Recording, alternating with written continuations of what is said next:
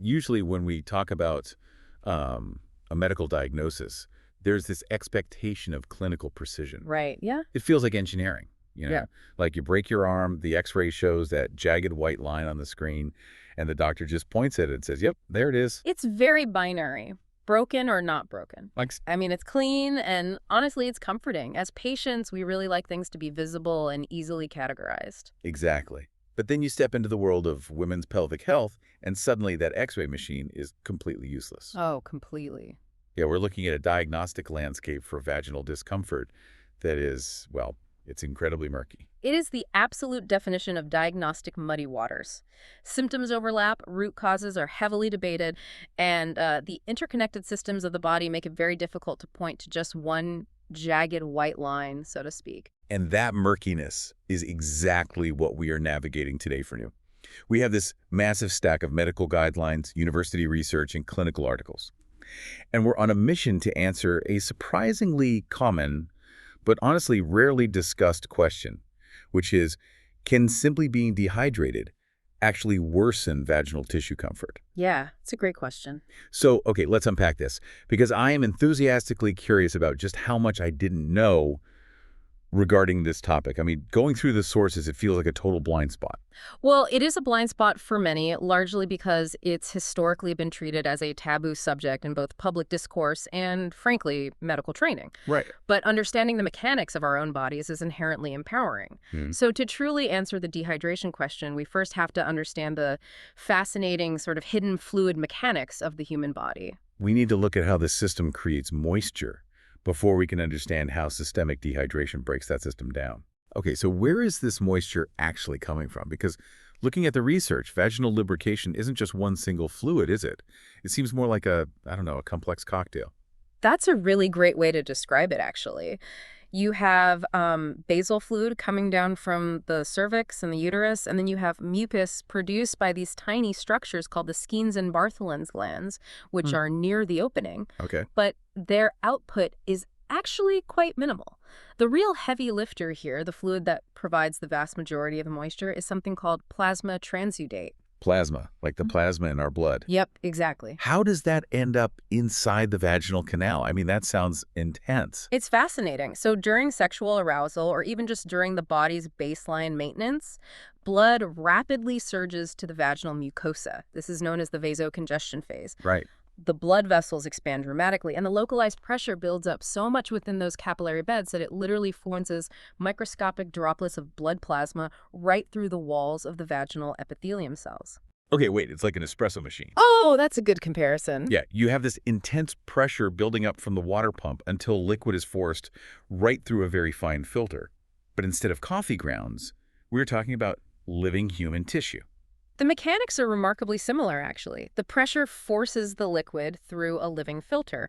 And, as that plasma passes through the epithelial cells, it interacts with the local environment. How so? Well, those cells are heavily saturated with sodium and chloride. So as the plasma moves through, it picks up these ions. Eventually, the cells reach a point where they have a limited reabsorptive capacity. They're so full of sodium that they simply can't pull the fluid back inside. Oh, I see. So the droplets pool and coalesce on the surface, creating that crucial, protective, moist barrier. Okay, wait, I need to back up for just a second here. For sure. Cells have solid membranes. How is water just, slipping through the walls of a cell without rupturing it completely? Well, it doesn't just slip through the membrane itself. The process is regulated on a microscopic level by specialized proteins called aquaporins. Aquaporins, okay. Yeah, you can think of them as dedicated cellular plumbing. Specifically, there's one called aquaporin 3, or AQP3, which sits right in the cell membrane and acts as a tiny, highly regulated water channel. It facilitates the transport of water and glycerol in and out of the cell. It's literally a completely invisible plumbing system. Exactly. Which actually leads me to something in the stack of sources that totally baffled me. How do researchers even measure this in a lab setting? I saw a note in one of the historical studies where they were using cotton swabs and tampons to measure the fluid. I did, yeah, and the methods were highly flawed. I would imagine. Yeah, researchers would weigh a cotton swab, insert it, and then weigh it again to measure the absorbed moisture.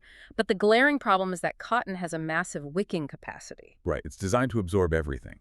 Exactly. It absorbed so aggressively that it actively stripped the moisture from the very tissues they were trying to study, so it caused unnatural, atypical dryness. The measuring tool was actually destroying the natural environment.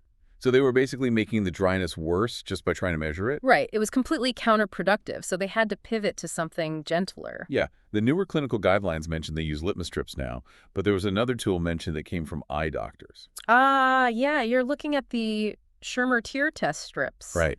These are FDA-approved strips made of a very specific grade 41 ashless filter paper. They are literally ruled in millimeters and were originally designed by ophthalmologists to objectively measure dry eyes. Okay, that makes a lot of sense. Yeah, by placing them on the vaginal wall, researchers can facilitate fast, consistent wicking without dehydrating the surrounding tissue. It allows for an objective, millimeter by millimeter measurement of the plasma transudate. Okay, so if this entire lubrication process relies on water moving through cellular channels and plasma being pushed out of the bloodstream, I guess my question is, if this is all just plasma and water, is the solution to dryness really just drinking a glass of water? I was reading that clinical article in our stack titled, "Are You Just Thirsty?" And I'm wondering, is dehydration the actual villain here? Well, the clinical data makes it pretty clear that water is not a magical cure-all. Dehydration is rarely the sole isolated cause of vaginal dryness. Okay. However, it absolutely undeniably accelerates and worsens the condition. How much of an impact does it really have, though? Think about the body's triage system. When your systemic hydration drops, the body goes into a strict survival mode. Oh, right, so it's rationing. Exactly. It prioritizes the function of essential organs, the brain, the heart, the kidneys. To keep them functioning, it starts aggressively pulling moisture away from what it considers non-essential tissues. Which would be? That includes all of your mucous membranes, your eyes, your mouth, and your vaginal tissues. Wow, so if a woman is already experiencing some underlying vulnerabilities in that area and she skips drinking water all day or drinks way too much coffee or alcohol, which are diuretics that flush water out of the system, Right.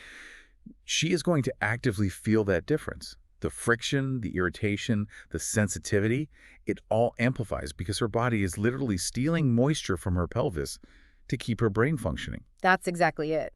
If we connect this to the bigger picture, Yeah. your vaginal health is a direct reflection of your overall systemic hydration. Wow. You cannot have plump, healthy, highly functioning mucous membranes if the systemic reservoir is empty. The biological term for that plumpness and elasticity is tissue turgor. Turgor, okay. Yeah. And a simple baseline defense for maintaining tissue turgor is just hitting that goal of 6 to 8 glasses of water a day. Okay, so dehydration is the accelerant, but it's not usually the initial spark. What creates that underlying vulnerability in the first place? Because based on our stack of research, it all seems to come back to one root cause, which is the estrogen drop. The medical literature practically describes estrogen as the vagina's best friend. It really is. Estrogen is the master regulator of the entire pelvic region. It maintains the thickness of the vaginal walls, the elasticity of the tissues, and crucially, it promotes the rich blood flow necessary for that plasma transudate we just talked about. Right.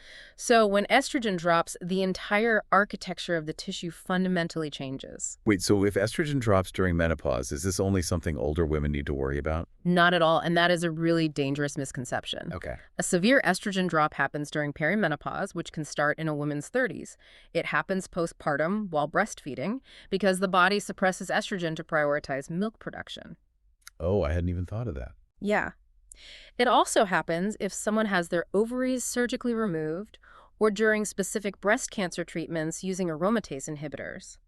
When estrogen leaves the building, a whole cascade of structural changes begins, collectively known as genitourinary syndrome of menopause, or GSM. The physical changes described in the sources sound incredibly intense, like the vaginal mucosa actually thins out. Extremely so. The superficial epithelial cells, which are the top protective layer of cells, they decrease dramatically. In some cases, the tissue volume drops to less than 10% of its normal healthy state. 10%. Yeah, but the most significant cascading impact is actually on the vaginal microbiome. See, here's where it gets really interesting to me. I was trying to map out the biology here while reading.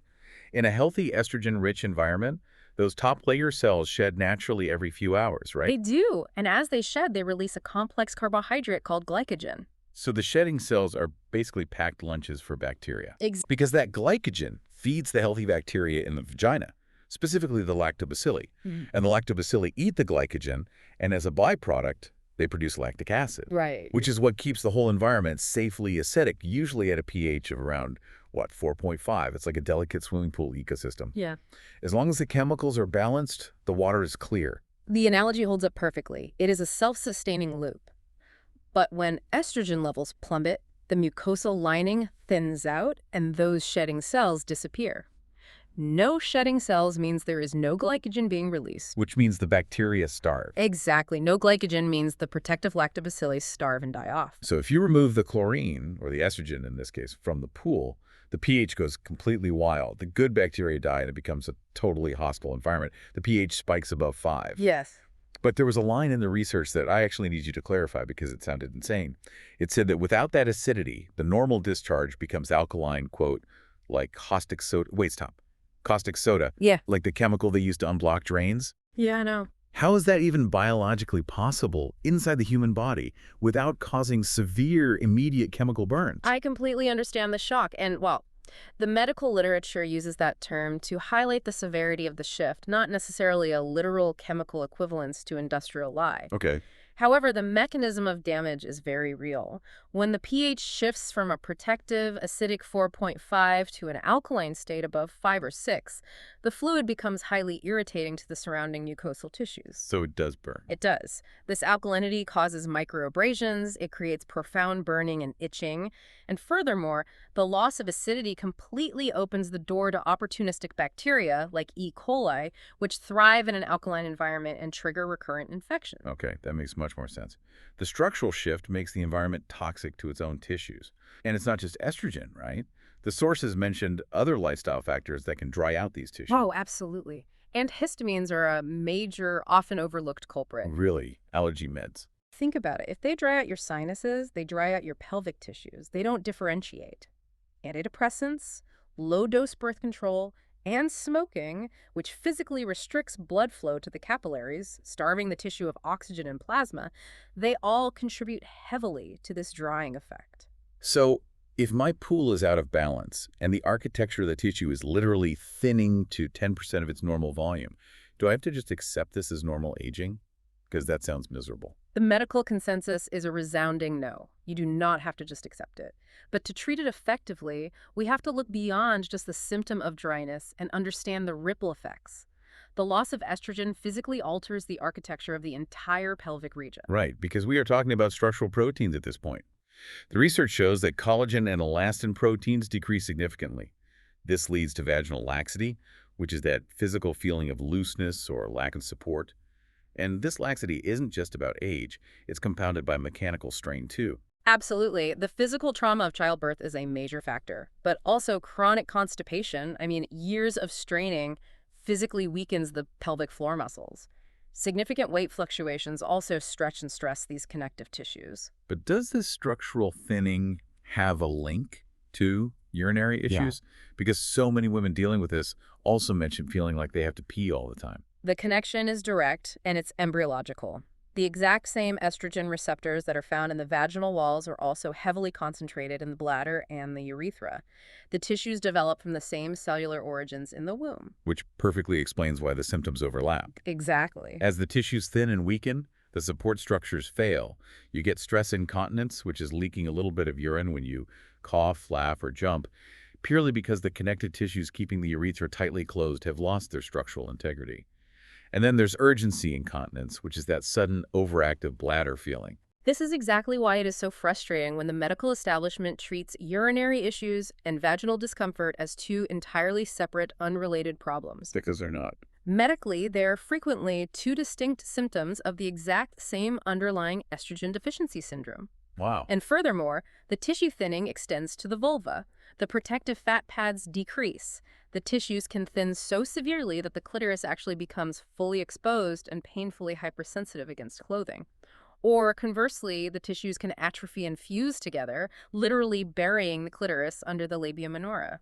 It is a profound structural collapse. Okay, so now that we understand the mechanics, the lack of plasma transitate, the hormone cascade, the structural collapse, and the fact that dehydration basically throws gasoline on the fire. How do we fix it? Moving from daily habits to advanced medical science, let's start with the over-the-counter solutions. You've got moisturizers and lubricants, and the sources stress that they are absolutely not the same thing. Using them incorrectly is a very common mistake. I like to think of a vaginal moisturizer as your daily anti-aging night cream. You use it 2 to 3 times a week to maintain baseline hydration in the tissue.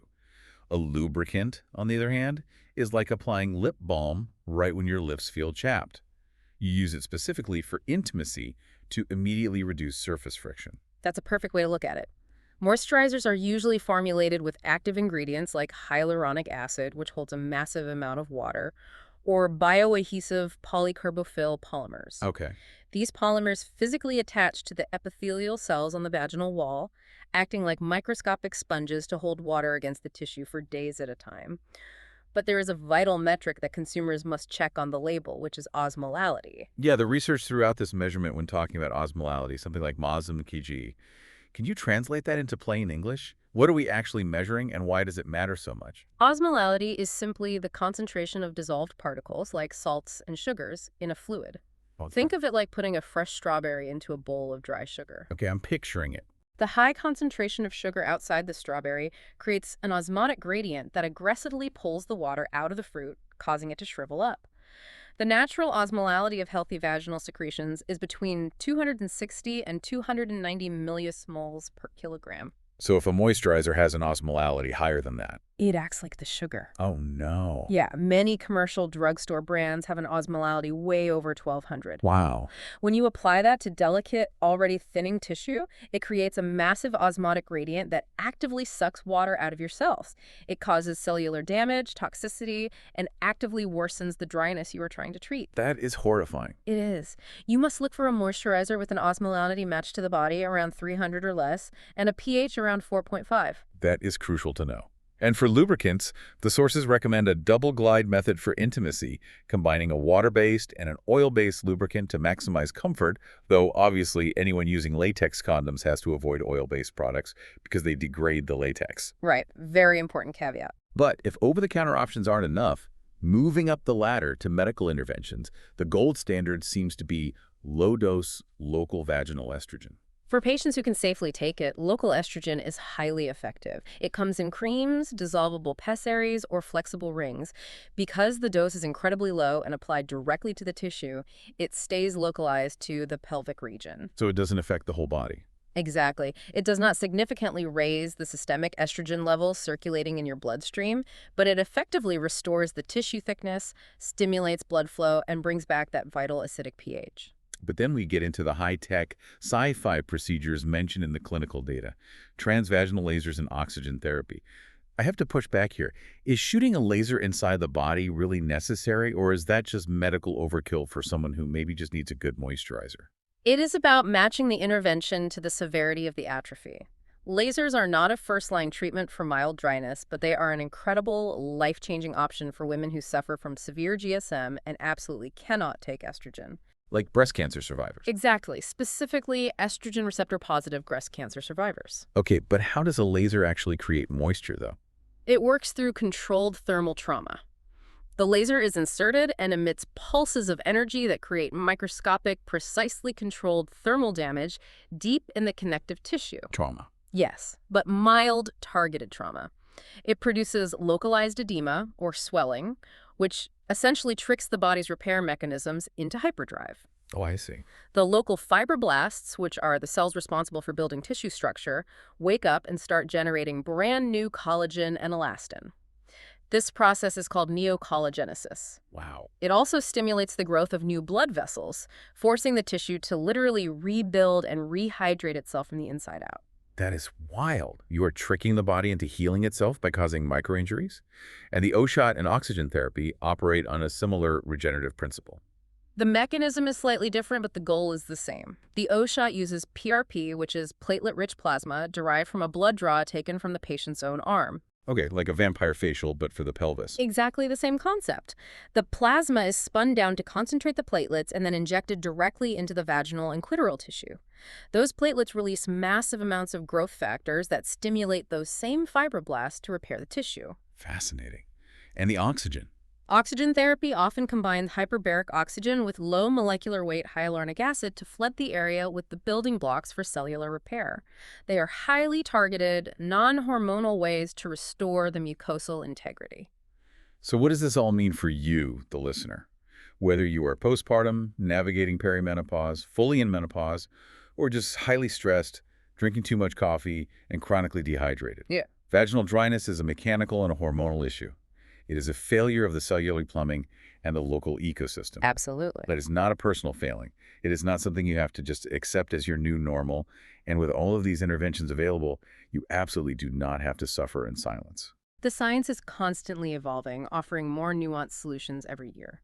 And to that end, I want to leave you with a fascinating concept found deep in the research on those cellular water channels we discussed earlier, aquaporin 3, or AQP3. The microscopic plumbing that moves water and glycerol through the cell walls. Exactly. Because AQP3 relies heavily on glycerol to transport water into the epithelial cells, medical researchers are currently exploring ways to scientifically hack the cellular system. Hack it how? They are actively looking into formulating entirely new, highly concentrated glycerol treatments. The goal is to apply this topical treatment and force these cellular water channels to open up, rapidly hydrating and regenerating the tissue at a deep cellular level. Without hormones. Without using a single hormone or causing any thermal damage. A completely hormone-free cellular hack for hydration. That is definitely something to watch out for in the future of women's health. It represents a fundamental shift in how we might treat tissue atrophy and discomfort moving forward, focusing on cellular mechanics rather than just hormone replacement. Which brings us right back to where we started. When you look at the symptoms of pelvic discomfort, you aren't going to get a clean, binary X-ray showing a broken bone. The diagnostic waters might be muddy, and the interconnectedness of systemic hydration, shifting hormones, and cellular moisture might be incredibly complex. But as we've seen today, those waters are completely navigable if you know what you're looking for and if you know what questions to ask your doctor. Thank you so much for joining us on this deep dive into the source material. We'll see you next time.